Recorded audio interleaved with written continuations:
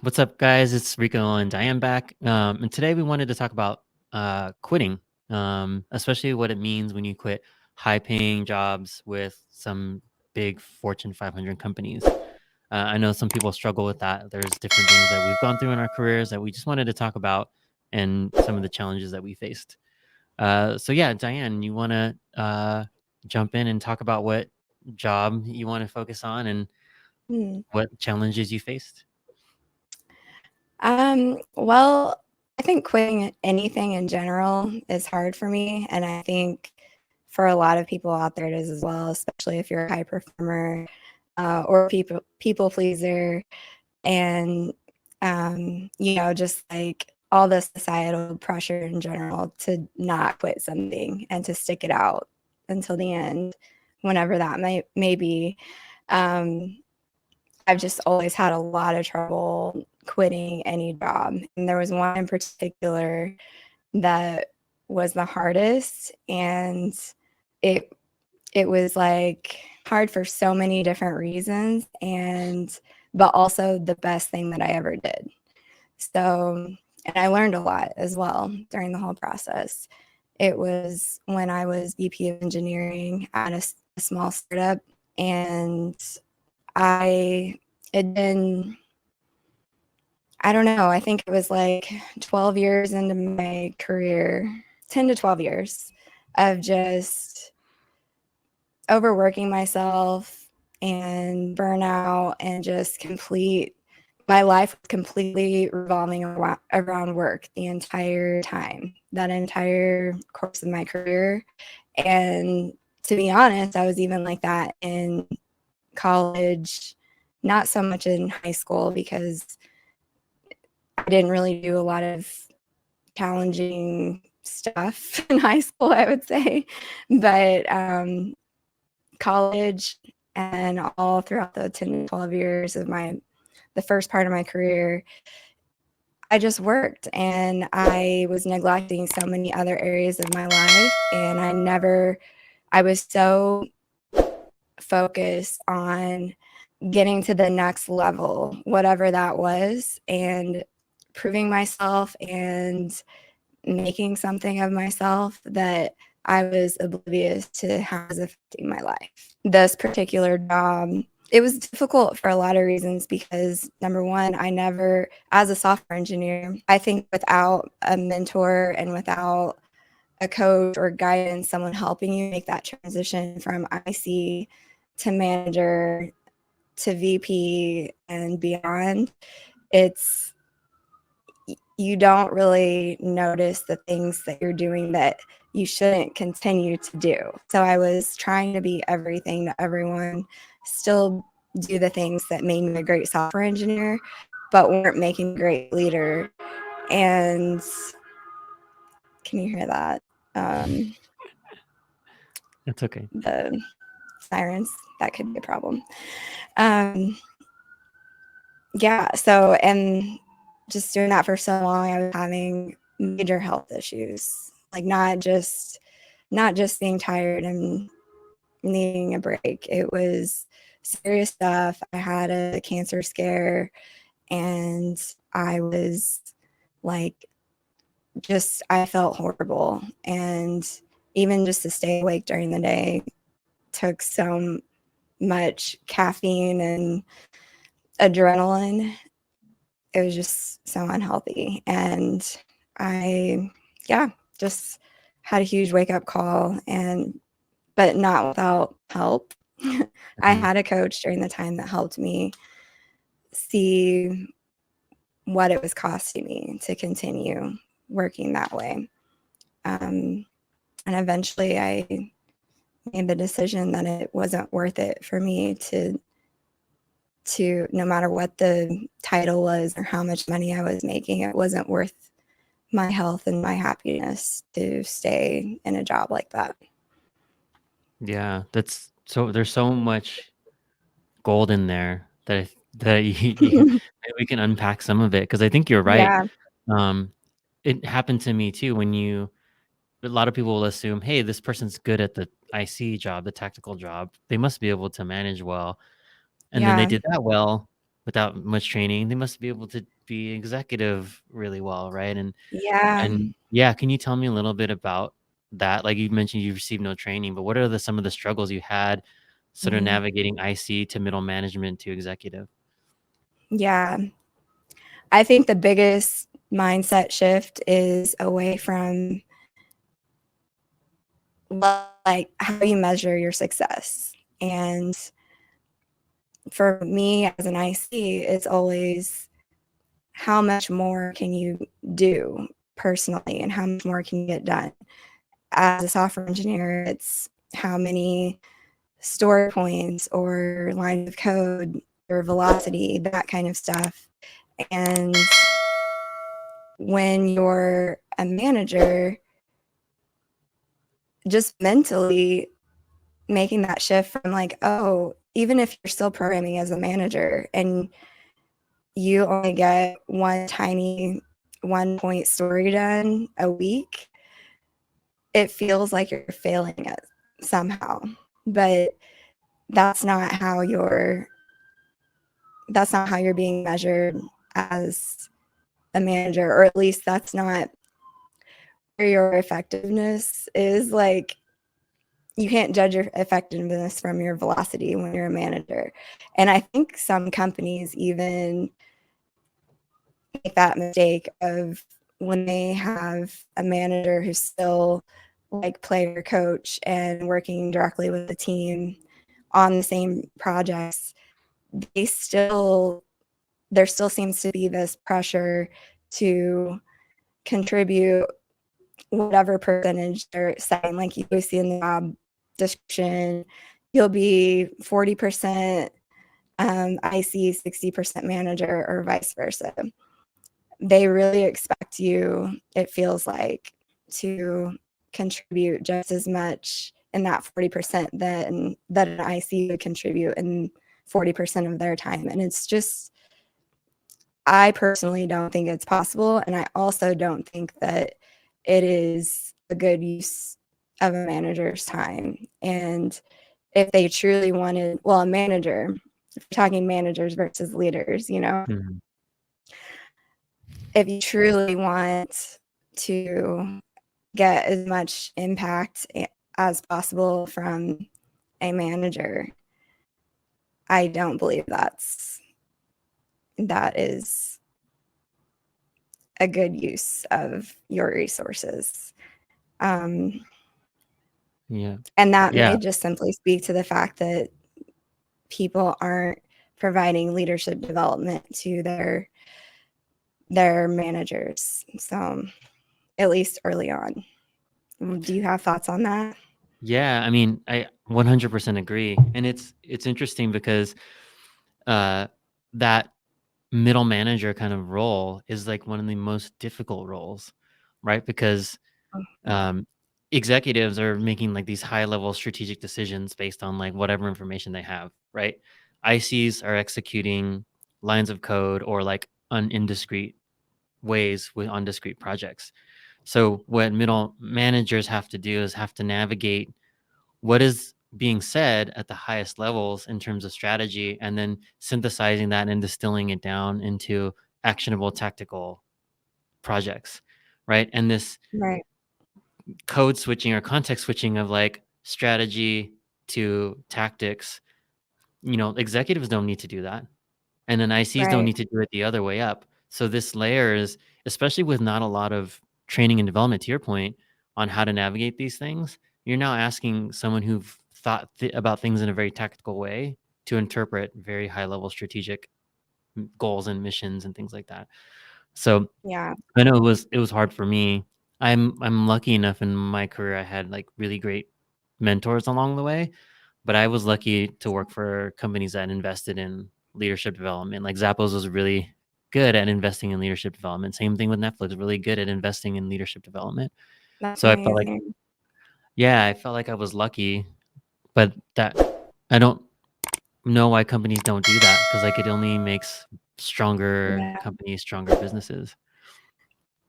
Yeah, I mean, I've just most of the places I've worked were smaller startups, or they were all startups definitely from when I started working with them. And I think it's even more important for startups because your job, even if you stay in the same role, is drastically changing from 6 months to the next. It's not even a year, and you're completely at a whole different level of responsibility. And if the startup is rapidly growing, Mhm.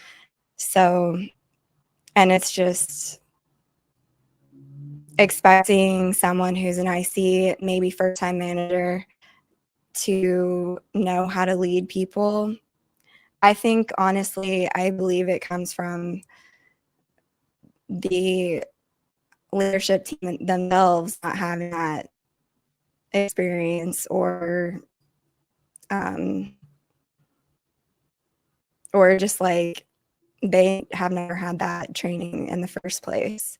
So maybe they went through those struggles and they do think, oh, just because you're good with people or you're organized, you have good communication skills, that's going to help that transition. I I believe that's why I was successful in my career, because I just naturally was good at those things, or at least I was a little bit better than the people that I was working with. I wasn't Mhm. I wasn't even like amazing, if you know me personally, I'm not the most organized person. I'm not the most outgoing person, any of that. Not that you have to be outgoing to be a leader, but I was just the default choice, I guess, sometimes. And it's just difficult to make a lot of those shifts. And on top of that, like learning not to do everything yourself and to let other people have opportunities to take responsibility for things. And when you get promoted in a company, in the same company that you were an IC at, typically you got promoted because you were so good as an IC. So people were coming to you. You had a lot of institutional knowledge. You were like the go-to person at whatever it was that you did.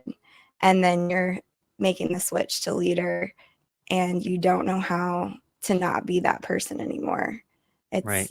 And it feels good to be that person that, like, hey, Diane knows how to do this because she's been with the company the longest, or she was the one that built it.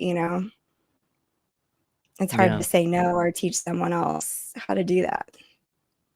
Yeah. It kind of goes into like kind of shifting, and I think this went for goes for both of us. Um, it starts to become who you are, right? And you start to not Um, distinguish yourself from like your job, your title, like how people perceive you as like, yeah, you're the go-to person. I know if I go to yeah. Diane, she'll know exactly what I need to do, who I need to talk to, or whatever, right? So Yeah. how, I what were even had some a of nickname at one company.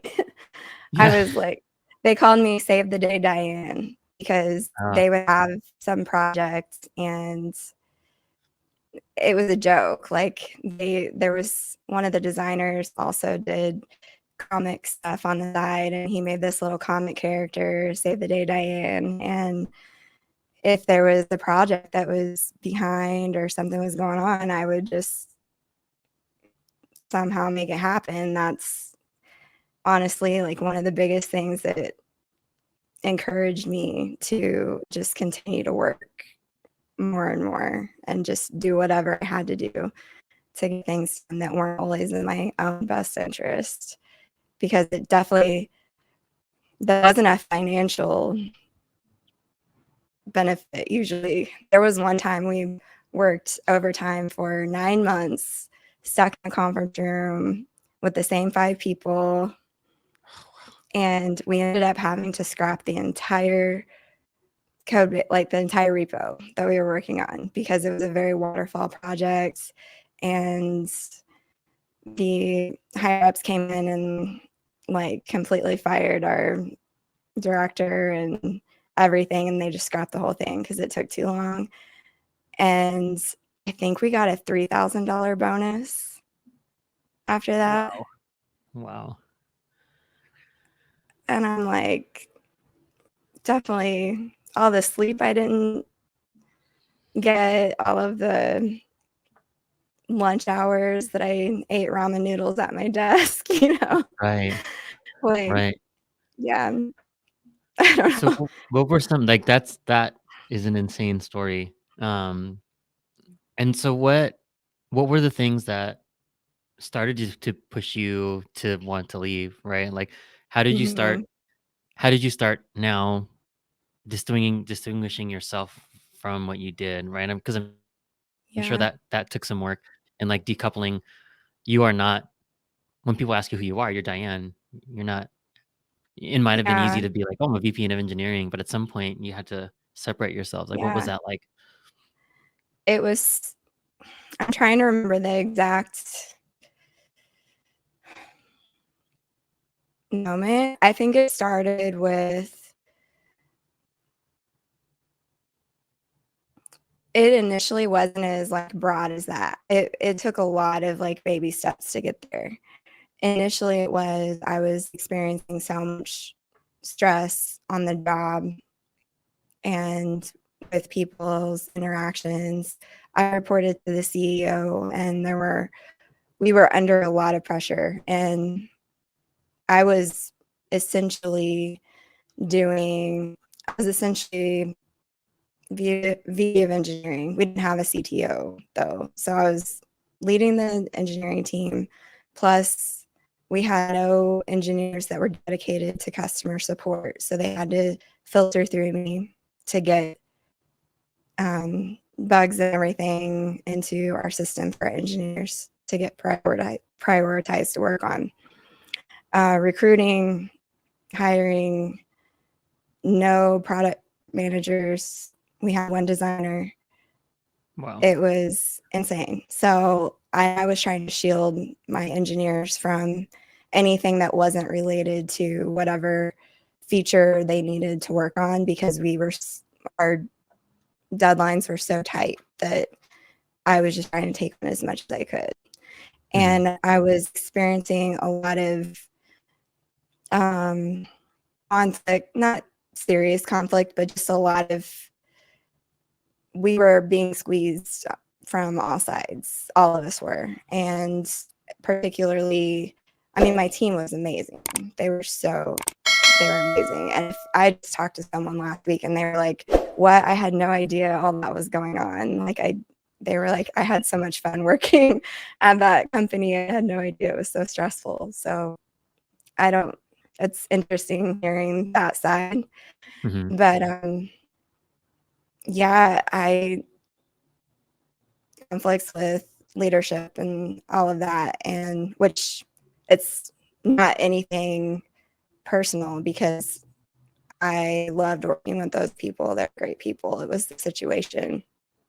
But for me, not taking it personally, like if there's a problem that someone has with the way that things are going, like the projects are being managed or prioritization or whatever it is, I was taking that very, very personally, and it was affecting me a lot. And I, no one was telling me I was doing a bad job. So I was just continuing to try to get better, but I didn't know how to get better. And I think it's because it was this imaginary thing where I was taking this feedback, which was neutral, as I'm doing something wrong or this isn't working because I was so used to getting all that positive reinforcement like, oh, Right. Diane, save the day, Diane, you're amazing. Like you're doing everything right. I wasn't used to getting all of these, like they weren't negative. Um, it was just feedback on how to adjust. And I think that was the first part was not taking that personally and realizing it had literally nothing to do with me as a person or how good I was at my job.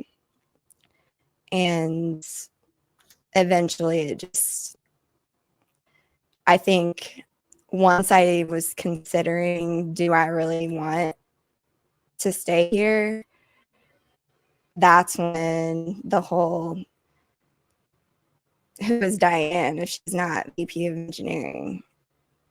You know, because I was like, I don't really want to, I don't feel like I physically can go do this same job somewhere else, Mm-hmm. which I didn't have to do all of those things, right? Like I was taking those on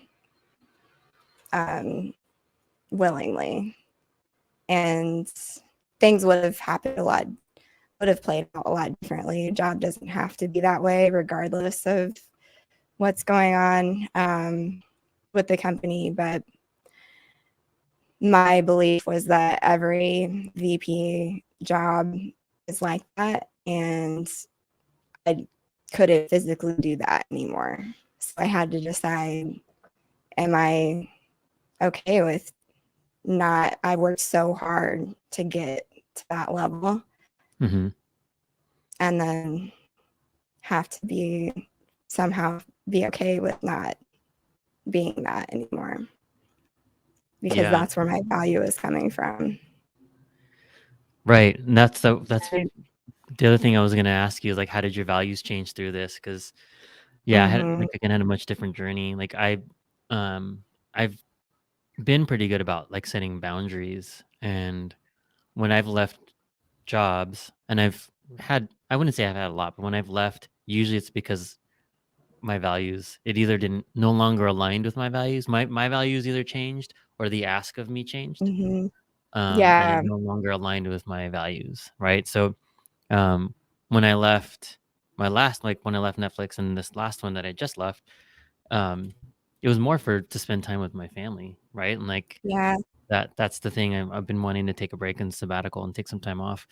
And so like I value time with my family. And when that Mm-hmm. no longer became possible for me, that's when I'm like have an open and honest conversation with my direct leader, and then just kind of go from there. So for Yeah. you, what was it in your values? Did your values shift, or Mm-hmm. did you just realize you're in misalignment with your values? What was that switch that Yeah. I think I think I had some beliefs that were in conflict with my true values. And because it's not like I was ever happy working that much, but I felt like I had to, or and that's how I grew up learning to, that's how I was validated, and that's how I learned to be successful. Like I believe that if you work hard, you're successful. And that, but I have a very strong value of freedom, and was the complete opposite of that. So Mhm. some people, maybe they never run into a problem with working a lot, like, and I even having my own business now, when I work a lot on on a project for my business, it doesn't feel like work, and it doesn't feel like it's impeding on anything else. And as long as I'm taking care of myself physically and mentally and all of the other areas, it doesn't, when I work a lot, it doesn't do that. But if it's on my terms, because I have that freedom thing. But if someone tells me I have to, or if it's like a deadline that's arbitrary that I didn't choose myself, it doesn't work for me. So I think it Yeah. was uncovering that, hey, I don't actually want to be doing this, not in this way. And I do really value taking care of myself physically and my relationships, because like I would sometimes, I would use work as an excuse, and you see a lot of people do this, like, oh no, I'm going to be late to the dinner because some thing came up, you know. I Mhm. remember so many times working until 9 o'clock on Friday nights and missing stuff with my family. And I felt like I had to.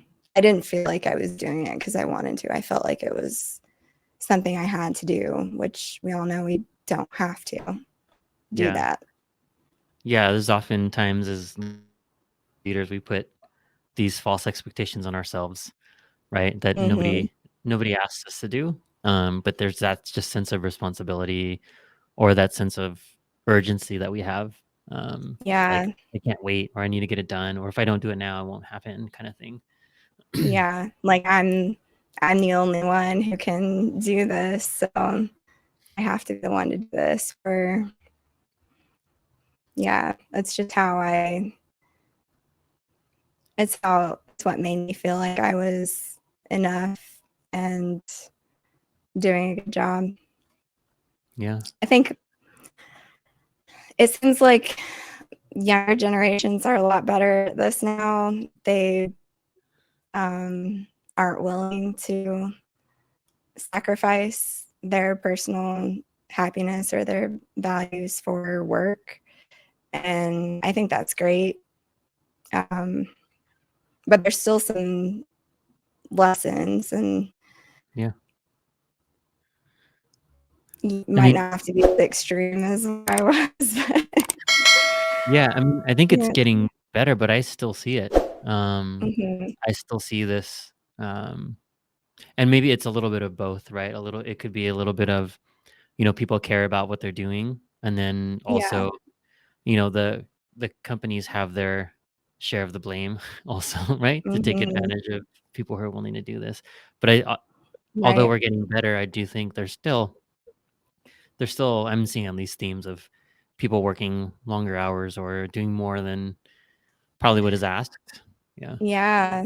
With all of the pressure right now, when people are thinking, "Oh, are there gonna be layoffs?"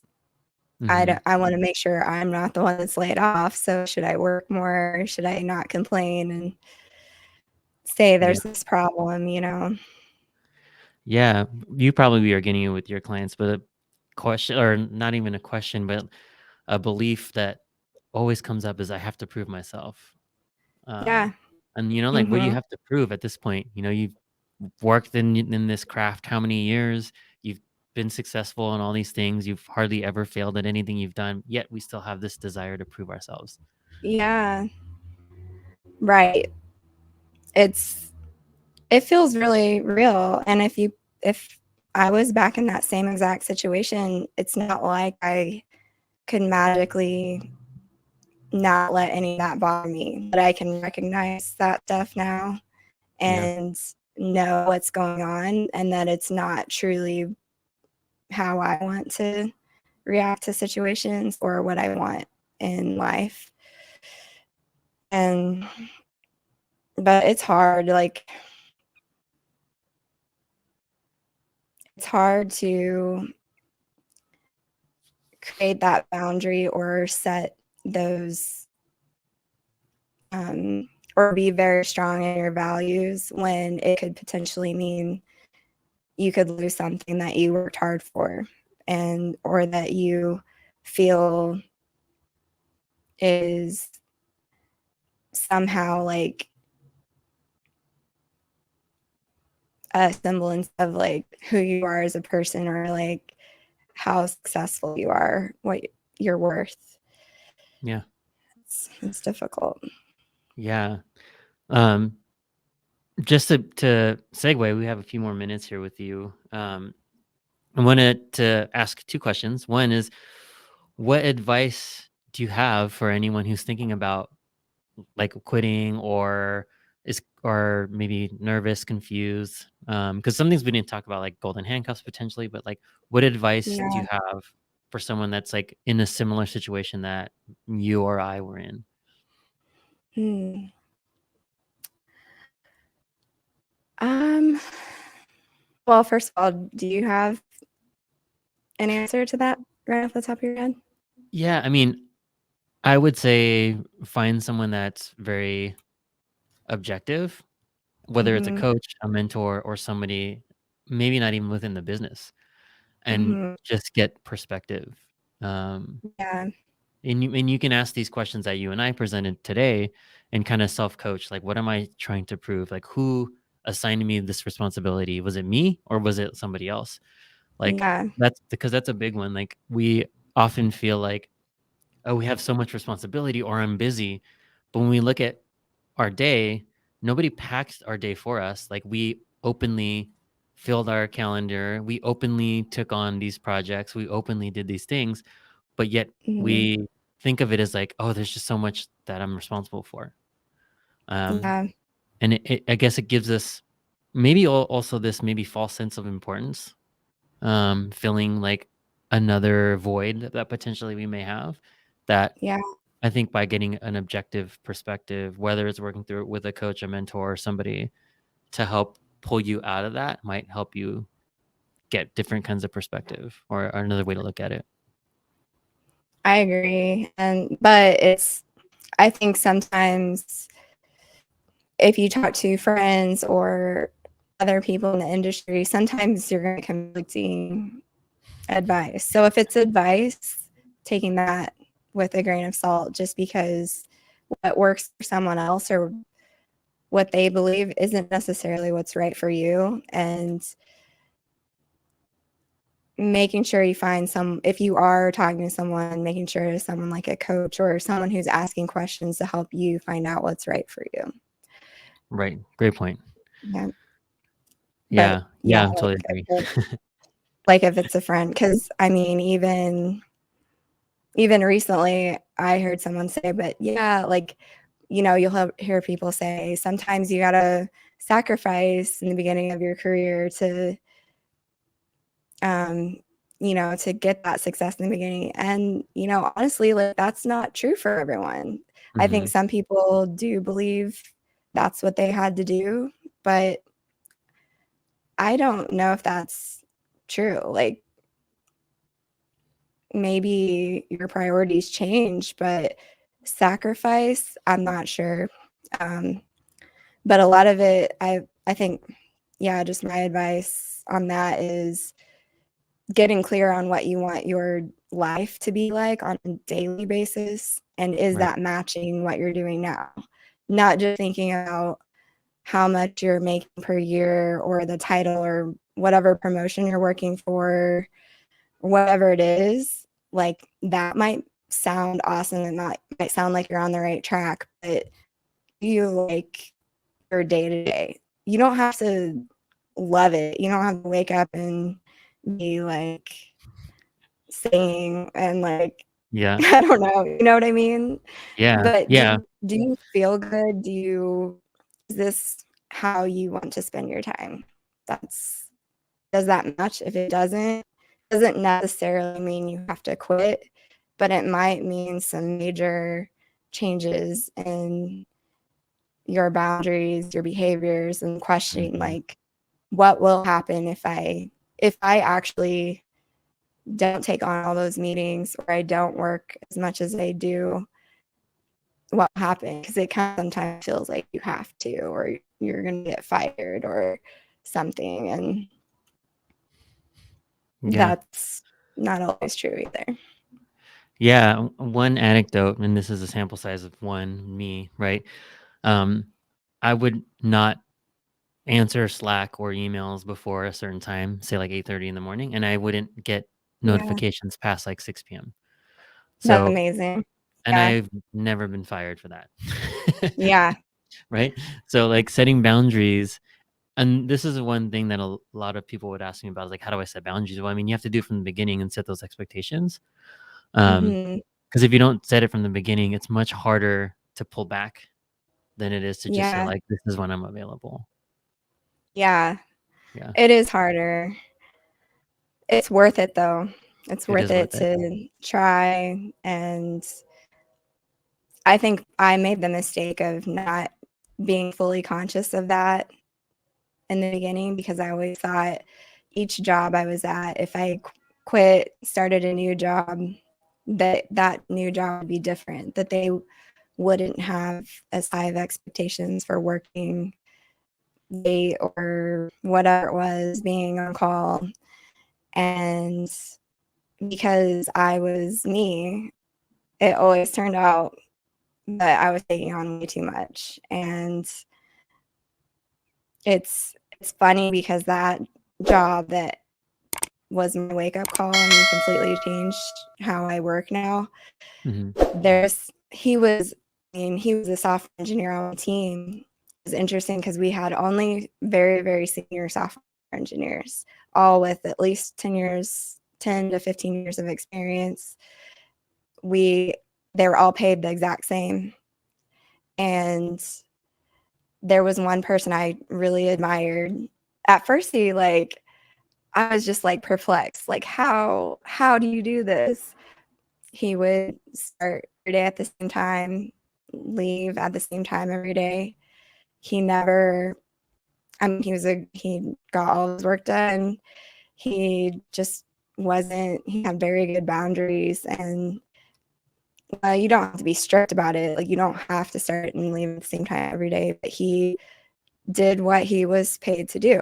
And he did a really good job at it. It's not like he was quiet quitting and like doing the bare minimum. He was doing a really great job.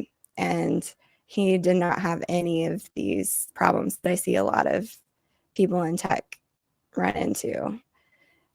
And it's just evidence that, like, no, you will not get fired if you do your job, do it well, and also take care of yourself and how you want your life to be. Yep, absolutely. All right. Well, thank you so much, Diane. And if anyone's listening and is curious about some of this stuff, like definitely reach out to us. Yeah. We'll be happy to walk you through our stories or help you with yours. And we will see you next time. Anything in closing, Diane, before we shut it down? I don't think so. I feel like I need to ask you more questions. We'll cover the We next need one. like a whole other one. Yeah. We'll do a whole nother one on that. Okay. All right, Perfect. cool. Thanks all. All right.